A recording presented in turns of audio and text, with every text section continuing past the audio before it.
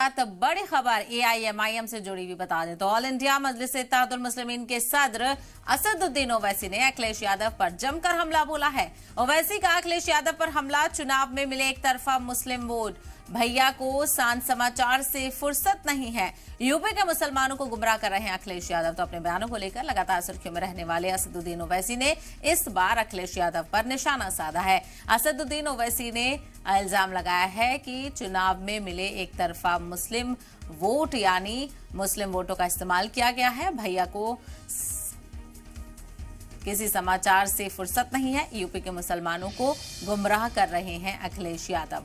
तुम भैया को सांझ समाचार से फुर्सत नहीं है और मुसलमानों को गुमराह कर रहे हैं अखिलेश यादव ताकि मुस्लिमों का वोट हासिल किया जा सके, लेकिन उनकी हिमायत में कुछ काम कर नहीं रहे हैं। तो अखिलेश यादव पर निशाना साधा है असदुद्दीन ओवैसी ने।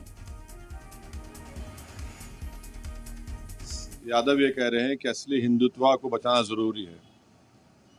पिछले विधानसभा के चुनाव में अखिलेश यादव को एक तरफा मुस्लिम वोट मिला है और जिसको एक तरफा वोट मिला है, जिसकी झोली में मुसलमान एक एक वोट डाल दिया, वो कह रहा है कि असली हिंदुत्व को बचाना है। क्यों बेवकूफ़ बना रहे आप मुसलमानों को उत्तर प्रदेश के? और आपको फुर्सत नहीं है, सिर्फ सांड समाचार करते हैं अखिलेश। ये तमाम बिचौलिया जो है, ये जो मिडिल मैन है, जो मुसलमानों को उत्तर प्रदेश के धोखा देते हैं कि भाजपा को हराना है, भाजपा को हराना है, और फिर वोट दिला दिया अखिलेश को, तब भी भाजपा जीत गई।